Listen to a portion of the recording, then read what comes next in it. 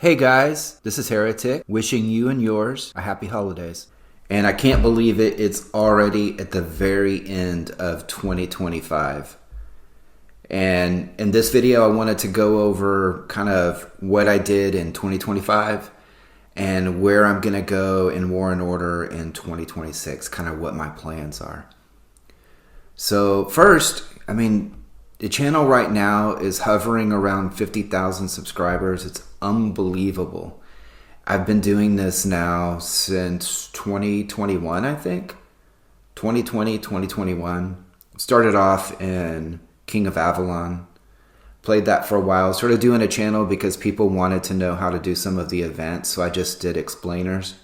Just because it was a pandemic and I was working from home and it was just the thing to do. And, little by little it grew.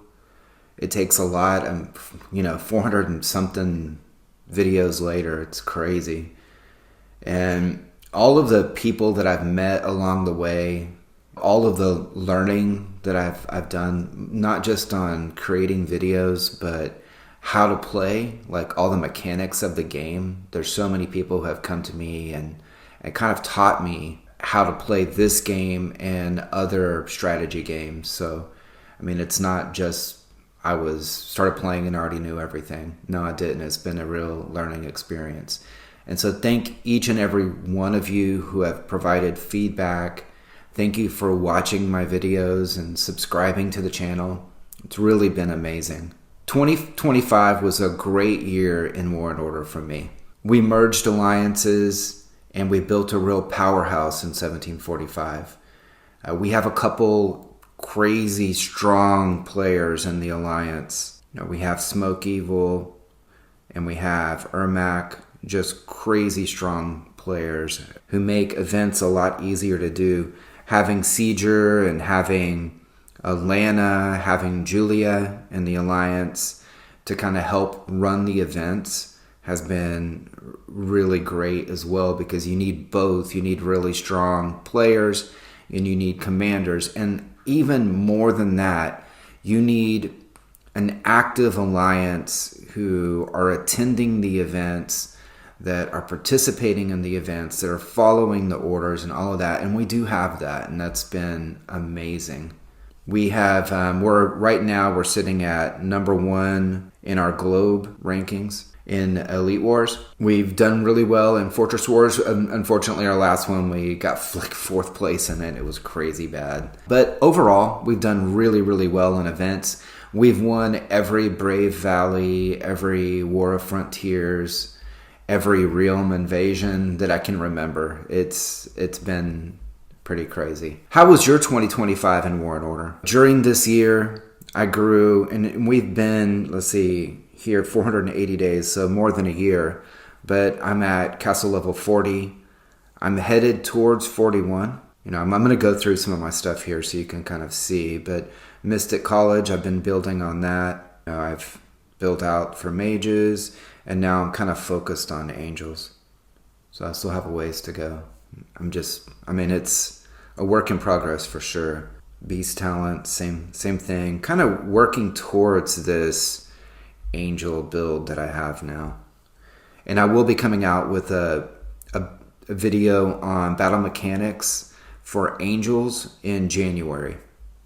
That's going to be my next big video that I work on. In our SVIP, I've focused on Elite War. Most of my build is around Elite Wars. That's my favorite event, so I tend to kind of focus for that. I tend to save my gems for that. Other than that, I'm mostly spending on Azurite and then low packs for the other things to kind of build up. So one of the things that I really want to work on, is Elder Titan. I still have a lot that I could put there. Same thing on my totem here.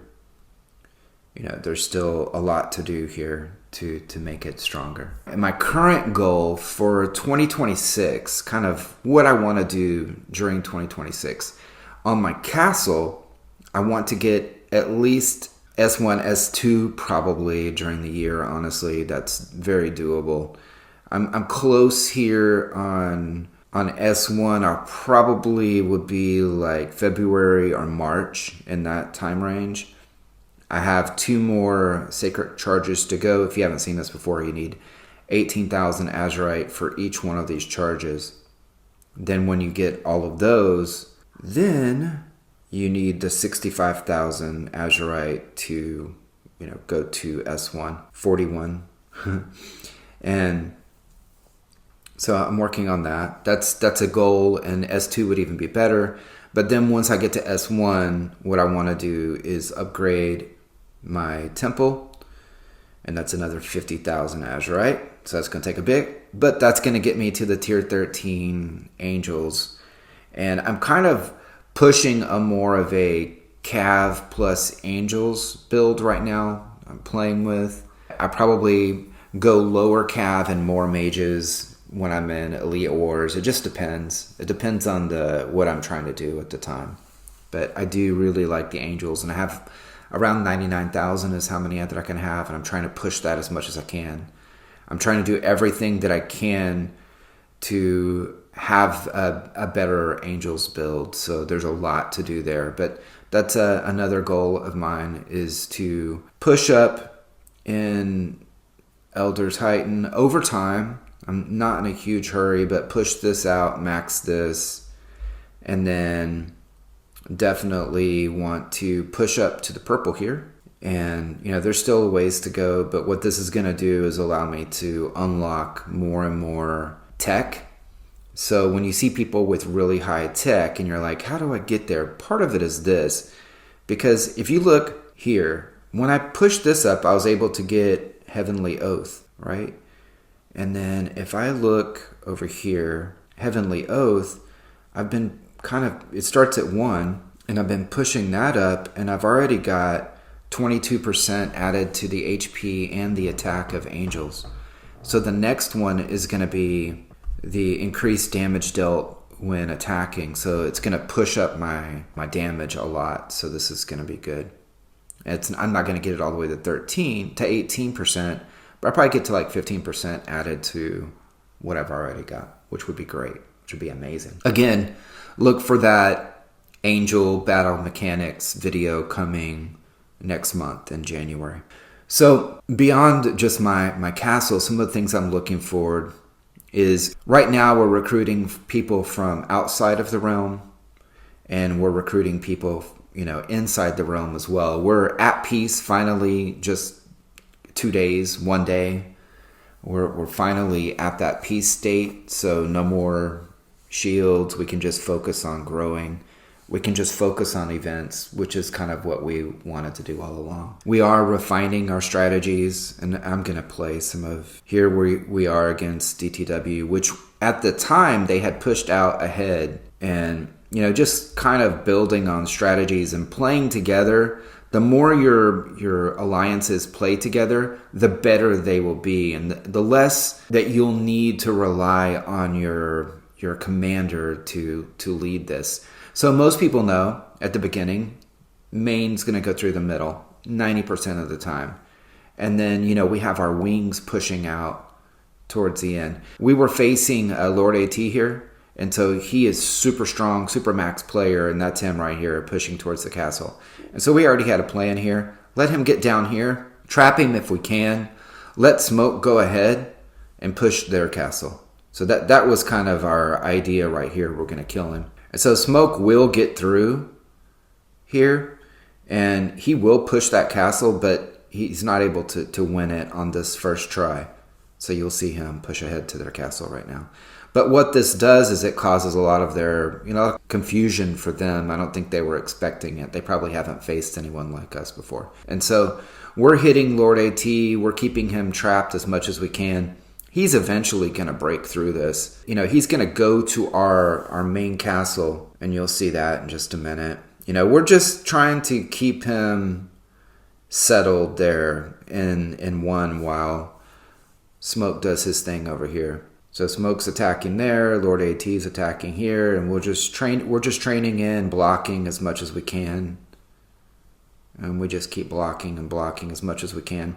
Now, I wish we would have had more people blocking right here. It would have helped out a lot more. But he is going to slip through, And now he's going to get through to the castle, but we have enough people sitting back that we're going to be able to win this, just like they were able to finally beat Smoke there.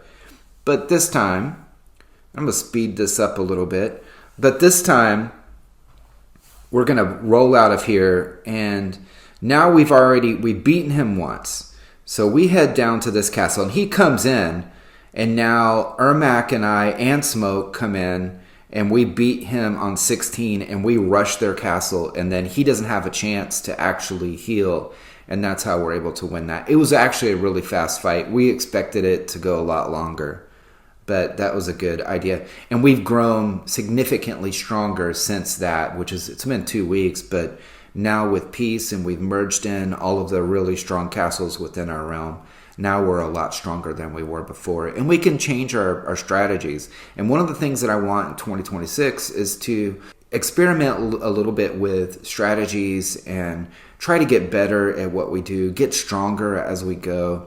Even Smoke, even Ermac, everyone gets stronger during the year and just max out as much as we can to prepare for stronger competition, which is what we've been seeing in Elite Wars. Is we're having to face 1088, we're having to face, Realm 3. We're not able to really fight against anyone within our globe anymore, and it's been months since we have. The only real competition that we do have currently within our globe is DTW. Evo and some others and Sky are there, but they're not going to be able to, in Elite Wars especially, they're going to have trouble there currently. And they're growing stronger in their newer realms, so they may be able to catch up to us and give us some competition. And that's, we look forward to that. It's going to be a really good year. And we're happy with where we are right now. So with that, as we end 2025, what are your goals for 2026? Let me know in the comments. All right. And with that, take care.